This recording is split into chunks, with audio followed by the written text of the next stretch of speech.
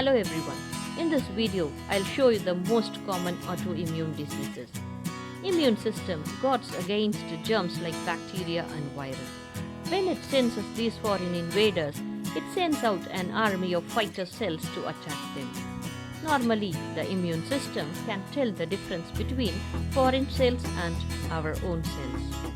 An autoimmune disease is a condition in which our immune system mistakenly attacks our body. It releases proteins called autoantibodies that attack healthy cells.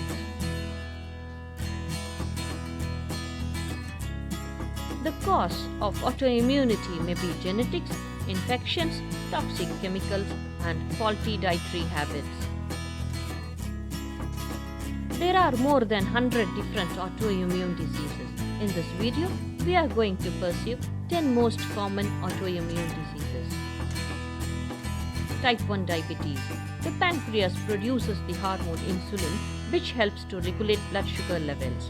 In type 1 diabetes, the immune system attacks and destroys insulin-producing cells in the pancreas, eventually eliminates its production in the body. Polyuria, polydipsia, polyphagia, weight loss, fatigue, increased frequency of infections are the symptoms. Type 1 diabetes is rapid onset and also known as insulin-dependent diabetes. The peak incidence of type 1 diabetes is from 10 to 15 years of age. Rheumatoid arthritis. In rheumatoid arthritis, the immune system attacks the joints. This attack causes redness, warmth, soreness, and stiffness in the joints. Unlike osteoarthritis, which commonly affects people as they get older, rheumatoid arthritis can start as early as 30 years of age. Psoriasis. Skin cells normally grow and then shed when they are no longer needed. Psoriasis causes skin cells to multiply too quickly.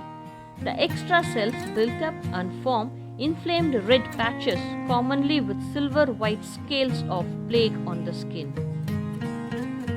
Inflammatory bowel disease is the condition that causes inflammation in the lining of the intestinal wall. Each type of inflammatory bowel disease affects a different part of gastrointestinal tract. Crohn's disease can inflame any part of the gastrointestinal tract from the mouth to the anus. But in ulcerative colitis, it affects only the lining of the large intestine and the rectum.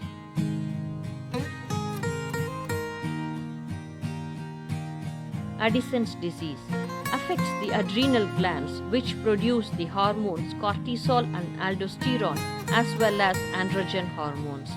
Having too little of cortisol can affect the way the body uses and stores carbohydrates and glucose. Deficiency of aldosterone will lead to sodium loss and excess potassium in the bloodstream. Symptoms include bronze pigmentation of skin, changes in distribution of body hair, gastrointestinal disturbances, general weakness, hypoglycemia, hypotension, and weight loss. Graves' disease attacks the thyroid gland in the neck, causing it to produce too much of its hormones.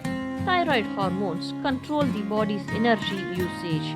One potential symptom of this disease is bulging eyes, which is called as exophthalmos.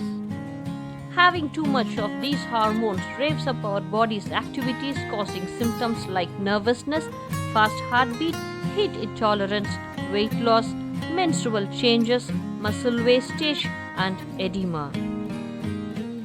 Myasthenia gravis affects nerve impulses that help the brain to control the muscles.